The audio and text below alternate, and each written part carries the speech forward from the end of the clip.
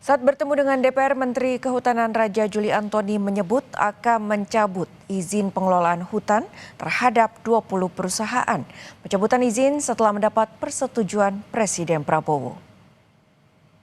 Menelan korban jiwa yang begitu banyak serta Menhub Raja Juli bilang 20 perusahaan tersebut menguasai lahan sekitar 750.000 hektar termasuk di area Sumatera.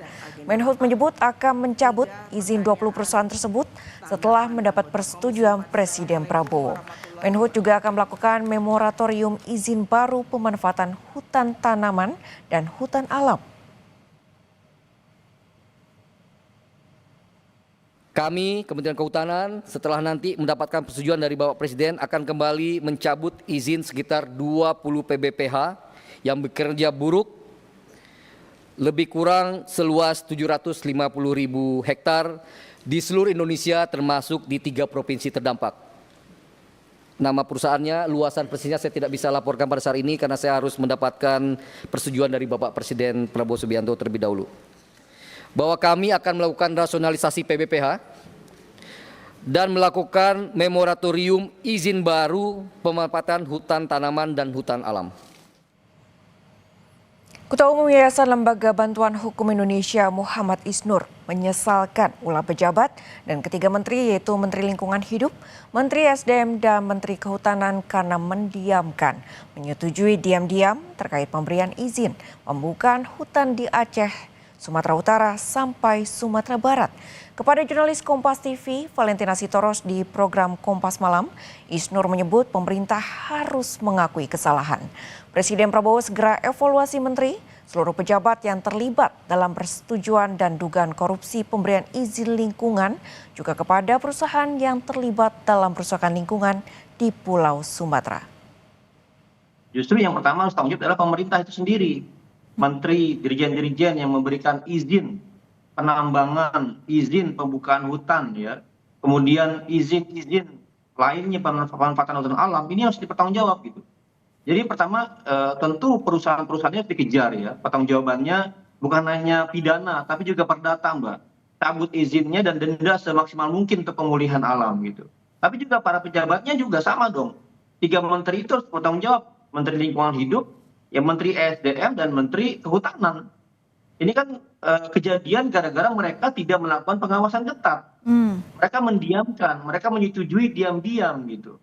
Nah, apa sanksi buat para pejabat ini yang selama ini dalam temuan-temuan KPK, Mbak, bahkan di dulu GNPSDA, itu erat kaitannya pemberian izin dengan tindak pidana korupsi gitu.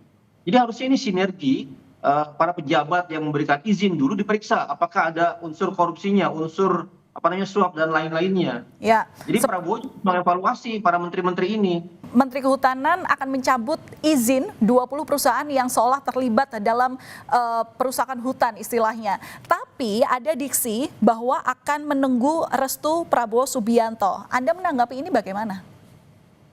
Ya gini, izin itu kan di menteri, Mbak. Ini sangat terlambat gitu. Artinya apa? Artinya penegakan hukum bergantung keputusan politik. Karena penegakan hukum tidak bergantung keputusan politik. Karena yang ngasih izin menteri harusnya menteri yang juga cabut gitu loh. Kenapa harus nunggu presiden gitu.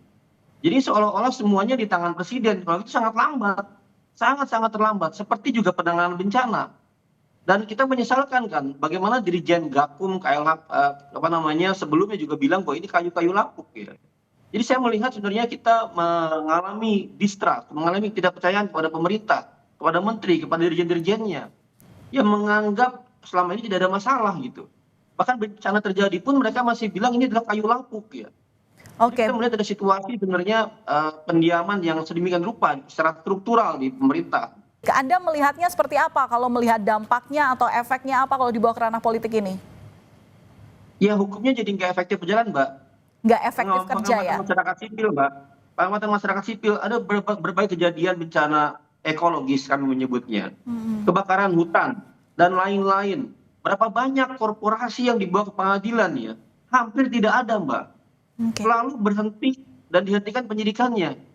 Yang kedua, faktornya adalah pemerintah sendiri yang memperburuk undang-undang lingkungan hidup dengan mengubah di undang-undang cipta kerja.